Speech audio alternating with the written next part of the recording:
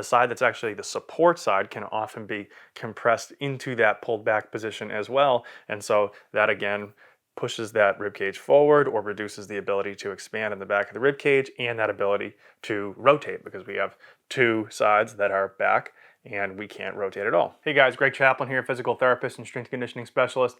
In this video, we're going to go through a single arm row variation that can be used to improve or maintain trunk rotation.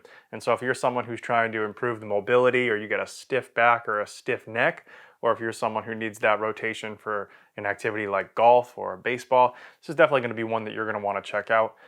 So without further ado, let's jump into why we're going to want to do this activity, and then we'll talk about how to actually do the activity. So let's go ahead and check it out.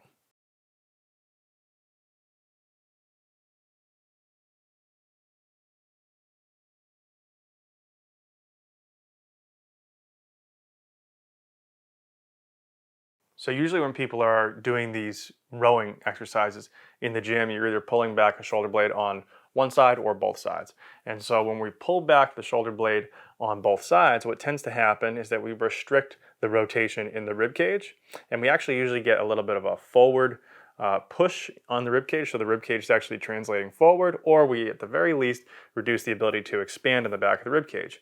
And so if we don't have a good ability to expand here in the back of the rib cage, we can often reduce that ability to rotate. And so if you're someone that has a stiff back or a stiff neck, or you're someone that needs rotation for a sport, this is actually something that you want to be really careful about. And well, if you're someone who doesn't need a whole lot of rotation here, or you're a power lifter, or you want to minimize rotation, then go ahead and do those symmetrical variations, no problem. So right away, those single arm variations are going to be more useful for you if you're trying to improve or maintain rotation. However, a lot of people don't execute these very effectively. So even though they're pulling back with one side, the side that's actually the support side can often be compressed into that pulled back position as well. And so that again pushes that rib cage forward or reduces the ability to expand in the back of the rib cage and that ability to rotate because we have two sides that are back and we can't rotate at all. So in order to improve this rotation, what we need is we need one side to stay relatively open. So we need a space between the shoulder blade and the spine. So one shoulder blade to be slightly out further as the other shoulder blade then squeezes in towards the spine. And so what happens there is as we squeeze a shoulder blade in towards the spine, we contract those muscles between the shoulder blade and the spine. And what we actually do is we turn the rib cage and the spine away from the side that's squeezing. So if we're squeezing this left side back, we get a little bit of a rotation to the right. And if we already had this right side open, what would happen is this right side would just open even a little bit further. So we're going to get that nice rotation there, and then we could switch sides and we get the rotation back to the other side.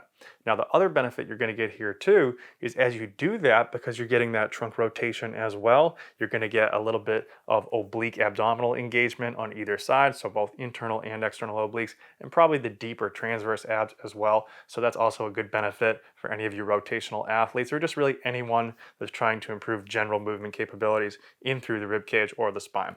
So let's go ahead and check out how to do this exercise, and I'll talk you through the cues that I use.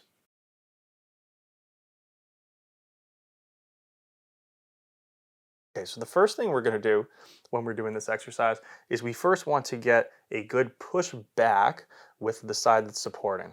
So in this case, I have the left hand down. I'm going to reach down into the bench here, and what that's going to do is it's going to open up the space between the left shoulder blade and the spine. The rest of the back is going to be pretty much in a straight line here. My knee is going to be soft on the side that's down.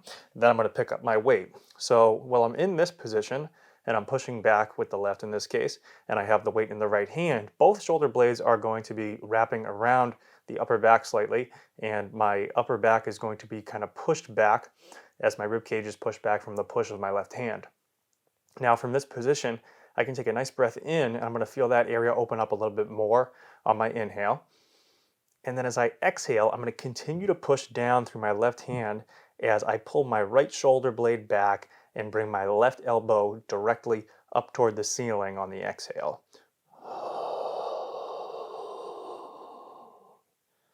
Then I'm going to inhale back to the bottom. Exhale as I come back up again, maintaining that push back with the left hand.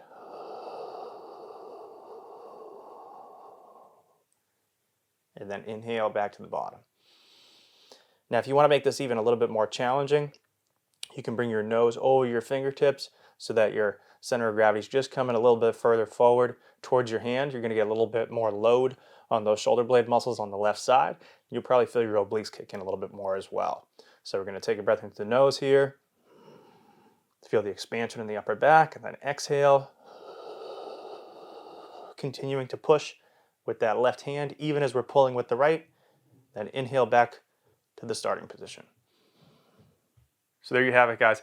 A great single arm row variation for anyone trying to maintain or improve that mobility in through the rib cage and that trunk rotation.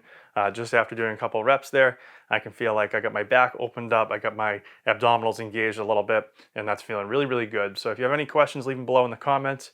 If you like this video, go ahead and like it. If you haven't already, subscribe to the channel, hit the notification bell so you'll know when I upload a new video. And until next time, thanks for watching. Peace.